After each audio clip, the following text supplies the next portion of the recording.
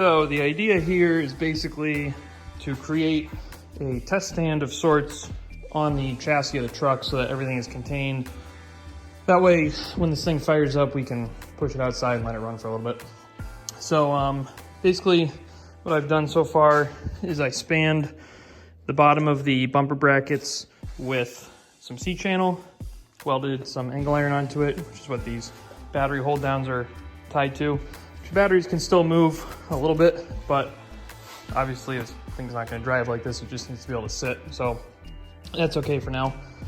And then this piece up here I think is going to be like the oil pressure gauge will go there, CTS2 will go there, the on-off switch, the fuel pump relay, kind of like the more electrical stuff will go up there. Fuel filter here. I'm envisioning the lift pump here. So it'll go like fuel can, lift pump, filter, which this is 2 microns, so that should be plenty for this motor. And then we'll run a hose up to the supply. The return will just drain back to the fuel can.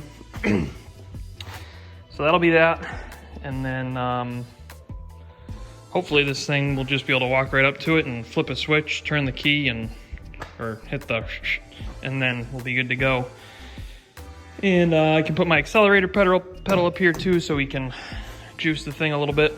But kind of waste of time, kind of not. You know, it's a couple hours of work to get it done, but then once it's done, you know, I just don't want to have like a bunch of like batteries with wires and like, oh, we gotta twist these 3 wires together and then touch that terminal. Like, fuck that.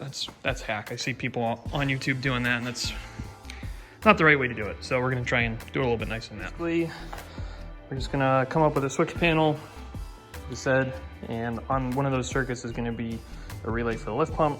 So I'll have fuel into the pump, filter, up to the motor, return from the motor back to the fuel can, which is also gonna be the source, so that'll take care of that. And then we just gotta hook up battery cables to here as normal, and then come up with a key on basically, and then a fuel pump on, and we'll be able to monitor fuel pressure via the eggs unit that I've been using. And I mean, that's actually, no, I lied. This is auto meter. That's in the pillar. So regardless, so this is the basic setup. Like I said, we just got to do the wiring on top. We'll be good to go. Throw the tunes in this thing. Throw some oil in it. Throw some oil in the tranny. Fucking let her rip, kid. But that'll be enough for tonight. See what happens next. So the last clips you saw, I built this really ugly but hopefully functional thing that holds everything. And what we're gonna do is put some of this Mobil 1 full synthetic 540 in there. Gonna go get a diesel can, give it a little cocktail of various additives.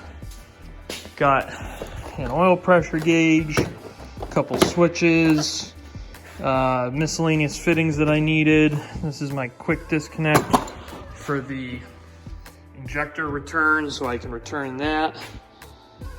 So basically we're just gonna try and freaking fire this thing up, and I got a couple sensors to plug in, everything like that, and then get Zach over here, flash it, and fucking let it rip. But before we do that, I gotta clean all this because this is not the environment to try and start a motor in.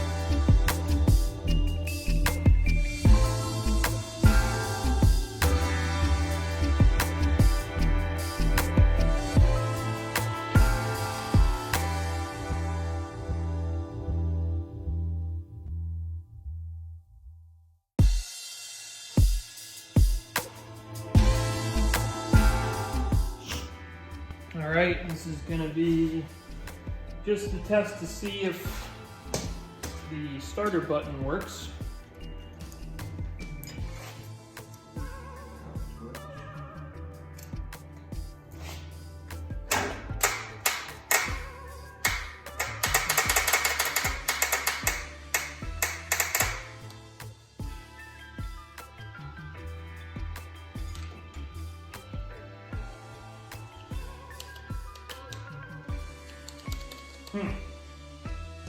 Not good.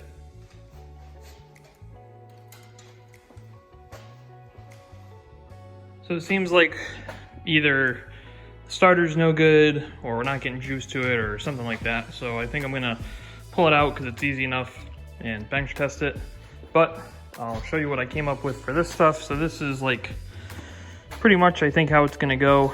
Just gotta hook up the fuel. But we've got our lift pump off a relay. This is gonna be basically key on power to the harness. It's my oil pressure gauge. And then just a little harness I came up with to run everything.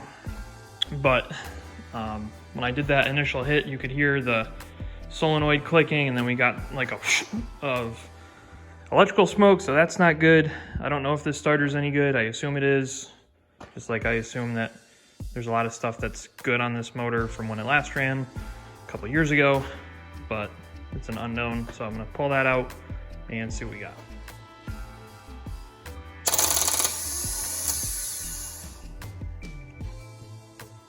Okay. All right, take two, if it'll crank.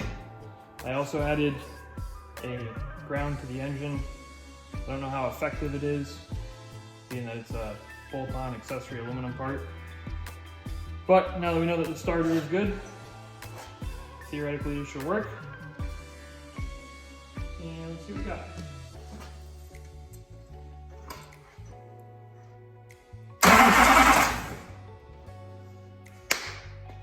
Okay. That's gonna do it for today and for the weekend. So just as a recap, got our fuel plumbed, ready to go. We've got our oil pressure gauge plumbed, ready to go. We've got our throttle pedal ready to go. We've got the remaining parts of the harness done. So all that's left is to put power to the fuse block. But we did the pedal jumper, did the mass airflow sensor, got the map sensor there, put the vane position sensor in the turbo, got that all connected, glow plug module. I gotta run power to that, but probably not for what we're doing. And it cranks and everything's good, apparently. So next thing is gonna be to get the files loaded into it and see what it sounds like. Hopefully it sounds good.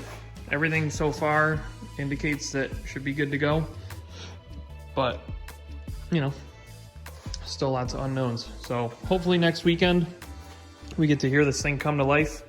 This thing hasn't run in like 3.5 years.